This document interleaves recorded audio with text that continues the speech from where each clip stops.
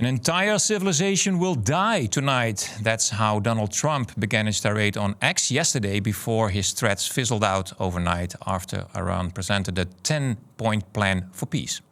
Breaking news, a last-minute deal tonight between Iran. Yeah, almost a Hollywood movie suspense. Andrew, are you surprised about the outcome? I did predict that someone's going to blink. I'm not even sure we're sure now who did blink. I can't work out Donald Trump's international diplomacy. He is either a master and playing a game on a level I can't comprehend, or he's completely stupid, and I don't know which one it is yet.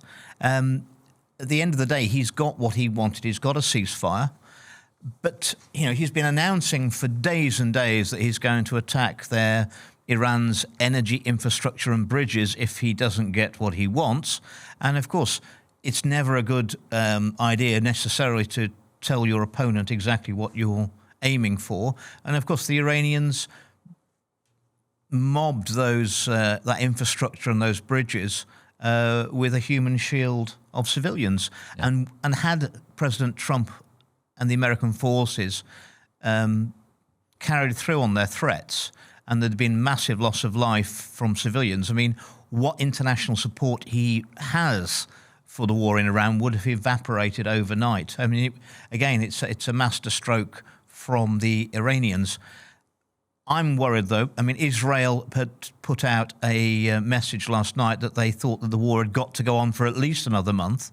And I think they're the wild card in this. And it's whether Donald Trump and the Americans can keep the Israelis under control to keep the ceasefire in place. Yeah, the ceasefire is going to take 2 weeks. Who's going to gain the most from this outcome? What do you think? Depends. I think who were damaged the most were Europe, I think, and China. Maybe even Russia, because Putin said something like that he didn't want this economic worldwide breakdown and crisis. So there are countries who won't benefit from the whole war, and they will benefit from a ceasefire.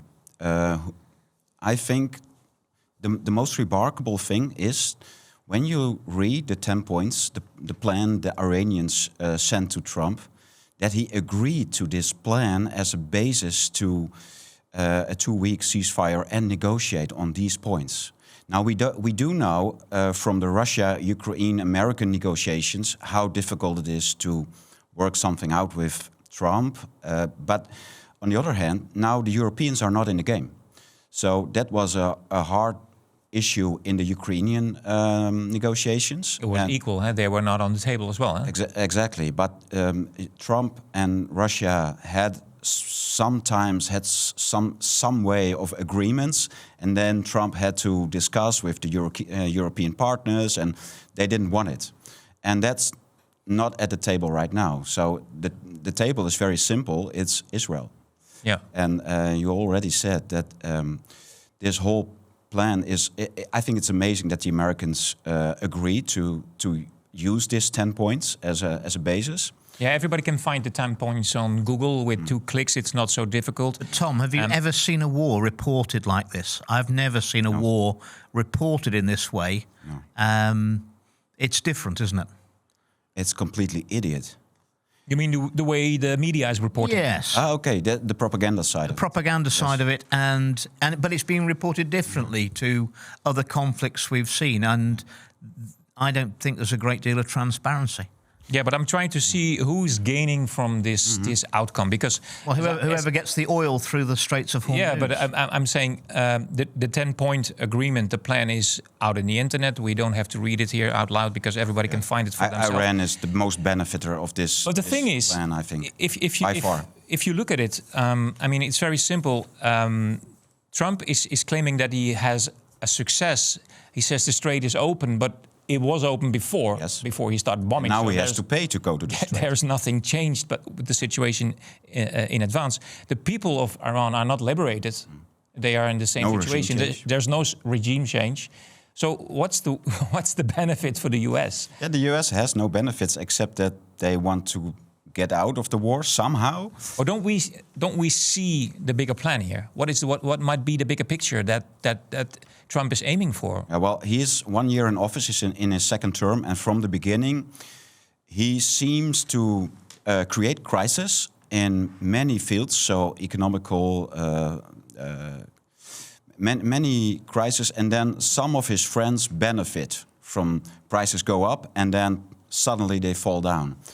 So that's an economical issue. But otherwise, I would say he's a completely lunatic. Yeah. In everything he does. You share that vision. Well, I would point out that I always look for patterns. And first of all, we had Venezuela. And now we have a sudden increase back in Israel over Iran. And so what do those two disparate events have in common? Well, what they have in common is that both of them interfere with China's energy consumption.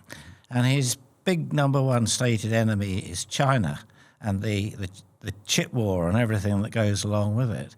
So I actually see it in that context that it is his war. It's not he didn't do it just to help Israel. He would just be giving them more weapons and information, etc. On that. I think this fits the pattern that the Venezuela. They were just about to do a mega deal with China. In fact, an emissary had just been there before they'd hijacked the leader and put an end to that and said, you're not taking the oil from there. And then the same thing here with the Strait of Hormuz. The people most to lose are China. So by restricting that, so I see it from the bigger sort of helicopter picture going on rather than trying to work out who's fighting who on the ground. Yeah, Trump also mentioned on his own socials that this could be the golden age of the Middle East, to reshape the Middle East. What is that all about? Well, I think out of this is going to come that America will withdraw its bases from a large amount of the Middle East. I think their allies have realised that they're actually making themselves a target, and it's going to cost an absolute fortune to rebuild these American bases that have been. They won't do that. I don't think they will. I think they'll withdraw. Yeah, I agree. So I think that could change the geopolitics of the Middle East. But clearly, who controls the Straits of Hormuz holds the throat of the world economy. But the biggest loser would be China. Do you know how much of the UK oil we use actually comes through the Straits of Hormuz? None at all. None at all. What does that tell us? Well, I mean, that tells me that okay, we're going to be subject. We get our oil from Norway and gas. We've closed down most of our own oil fields. It's coming from the same fields in the North Sea. We've shut down Grangemouth, which used to manufacture aviation fuel, kerosene. That's the only place in the UK. These were all shut down over the last few years, and we've gone for this net zero nonsense. I mean, when I was a boy, we had coal, and we had coal-fired power stations, and we were completely self-sufficient. Then we had North Sea oil and gas, and we were, again, in a closed loop of energy security. And we've sacrificed all that just at a time when now we have these events in the Middle East which are affecting us terribly. And I'll let you into a little secret. So when we shut down all our coal-fired power stations, which are along the middle of the country, the River Trent, they need water to cool them.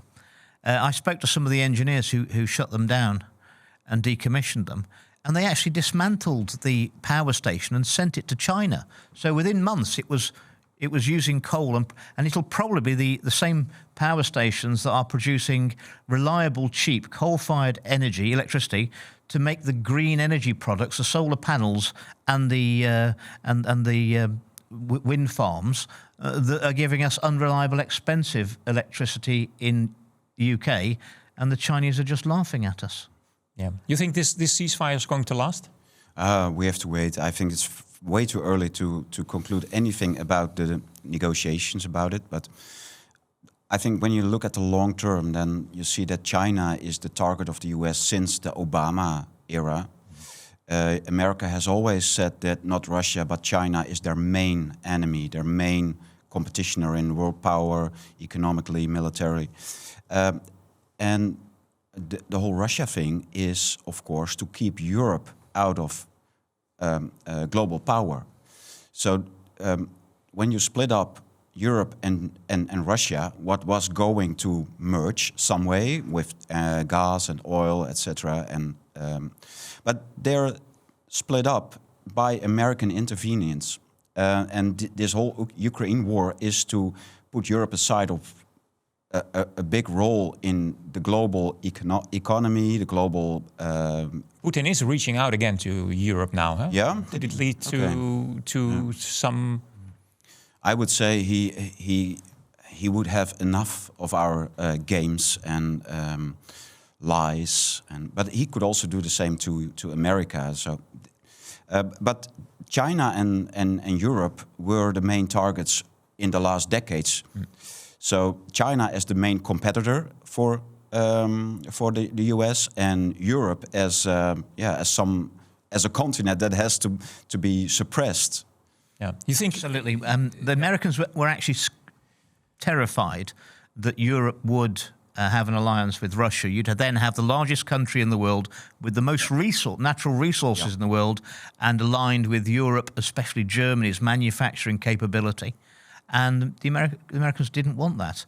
But I mean, it's bizarre that foreign policy decision has then driven Russia, the country with the largest natural resources in the world, into the arms, effectively, of China, the biggest manufacturing entity in the world, country in the world. And that's not good politics. This alliance is only growing, China and Russia. So they benefit from every war that America wages in Ukraine. Well, they'll be looking at the way that NATO and the Americans have behaved in the proxy war we've carried out against Russia, mostly without the acquiescence of the people of Europe in Ukraine. And of course, they would love to get America sucked into a proxy war in Iran, and they will play every game that we've played on the Russians in Ukraine. They'll play that on the Americans in Iran. And Trump will know that. And he doesn't want to get sucked into another Vietnam situation. Yeah. Imagine this ceasefire leads to peace. Does that mean that our economy is going to be saved, or are we still facing shortages? When have we ever had long-term peace in the Middle East? Yeah. The Middle East is designed to create crisis. You know, the whole Sykes-Picot plan, the whole plan to put Israel as a center in the... It's the most bizarre design in geopolitics ever, and it's designed to explode in certain moments. And on certain moments, they need these wars because all those borders are just drawn between tribes, religions, peoples, nations. It's you can wait for the next war in the Middle East. It's so easy to have it. And the military-industrial complex is the most funded lobby group in America. And American politics, like politics in many places, it runs on money. Yeah. Is there anybody that dares to make a little prediction about how this is going to unfold in the next few months? Maybe you, Angus, you are the senior here. You're going to put your reputation on the line on that one. Throwing you in front of the bus. I'm not going to make any predictions, but I'll make a few comments. I think that I don't believe the ceasefire will last and be clean. You're going to have incidents. And it's whether the ceasefire continues. Yes, it's whether they can keep it locked down in spite of incidents. Well, have Israel even said they're going to agree to a ceasefire? No, not. I don't think they have. No, they haven't. Well, I mean, no, they haven't. On the contrary, they already announced that they will continue the war in Gaza, in the West Bank, and in Lebanon. Yes. And the other big thing is that looking at those 10 points. I believe they come from Iran, Well, they are designed to incense the US, because there's 2 or 3 there in which there's no way in the world they're ever going to agree. So unless they have a tremendous new diplomatic skills, I think that it's very hard to make. I wouldn't make a prediction. All I know, it's not going to be clear. And the other thing that I believe is going to be terribly important. All wars end because people get exhausted, materials get burnt, used up, humans get tired, fed up, etc. Now, that must be the case, certainly, coming with Iran. I mean, they've taken an incredible hitting. And we know the internal politics. You only have to read the various posts and things of people coming out of there, that the actual people, not the Republican guards, the actual people want nothing more than peace. And they've taken so many heads of the Hydra off the Republican guards. That has to be, whatever anybody says, very, very unstable. No, I don't think so. And then I think it was counterproductive. You'd have thought that by now NATO and the Americans and the West would have learned we can't drop democracy on people from 20,000 feet. It never works, does it? Yeah, but was that ever the plan? I mean, I think my question is... there is no next step in this. I think this would be a status quo. So the next step for Trump and say, well, we don't agree, we have negotiated, we have no agreement, we continue attacking. With what? Yeah. With what he has been threatening Iran for the last 2-3 days. The full destruction of those this ancient civilization, as he himself said. So America really can't put aside this negotiation. I think they keep talking, and maybe they do a propaganda war and in the media in the West. But really continuing this war is quite impossible for the US. Continuing this war for Iran is maybe even easier for them than for America. And bear in mind, America have got about 5,000 Marines on board ship.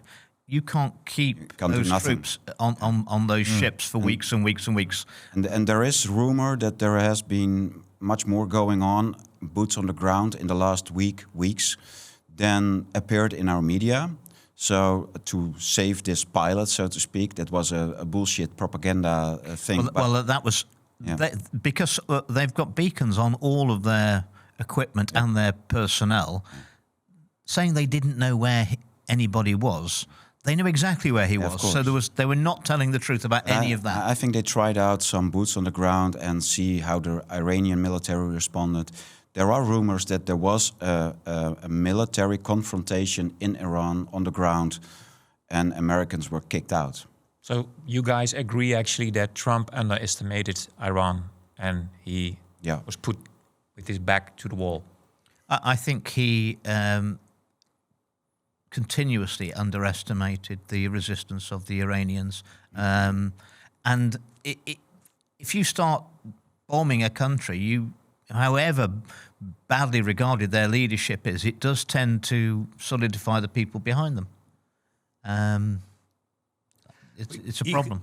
Yes, but the final words for you for this subject? The same goes for America.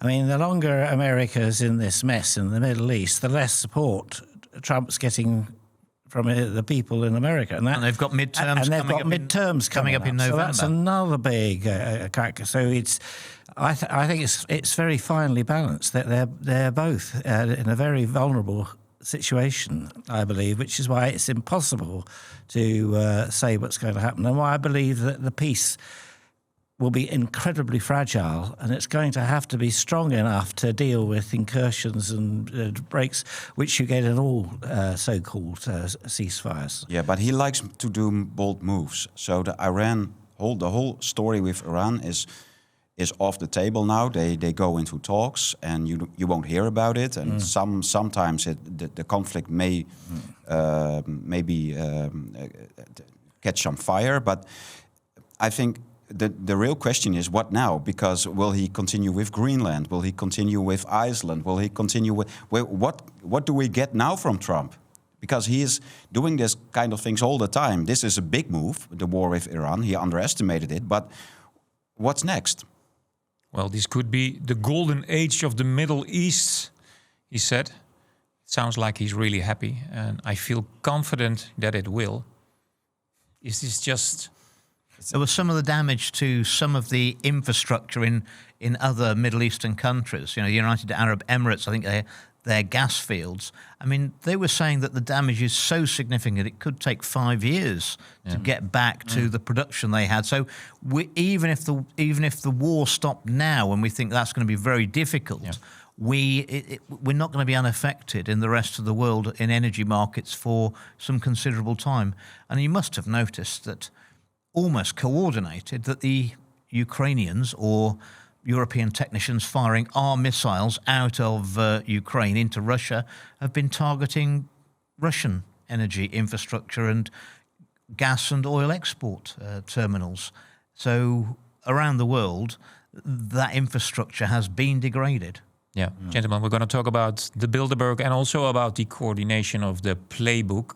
So let's move on. De oversterfte is enorm, 900 mensen per week. Wil de regering een academische commissie vragen om dat uit te zoeken? 9 april organiseert LightHouseTV de première van de documentaire De Stilte Schreeuwt. Een docu over de aanhoudende oversterfte, waarbij in Nederland alleen al elk jaar tienduizenden mensen meer sterven dan verwacht. En er kraait geen haan naar. Ik krijg nu wel met enige regelmaat mensen die opeens dood omvallen. Niet in de media, niet in de politiek en eigenlijk in de hele samenleving is het ijzingwekkend stil. En daar gaan we wat aan doen door deze documentaire vol in het licht te zetten. We gaan de film 9 april samen bekijken en daarna is er een paneldiscussie met vaccinatieslachtoffers, met onderzoekers die in de film ook zitten, maar ook voor- en tegenstanders zoals professor Andreas Vos en iemand van VWS. En we gaan nog meer mensen erbij halen. Het wordt dus niet alleen interessant, het wordt belangrijk. En daarom vragen we ook jouw hulp voor de campagne die we na de première nog gaan uitrollen. Maar daar hoor je later meer over. Voor nu is het belangrijk dat je er 9 april bij bent. Ga dus naar onze website, koop een kaartje en zorg dat je 9 april aanwezig bent in Pathé Tuschinski. Want de stilte schreeuwt. Tenzij je het niet wil weten.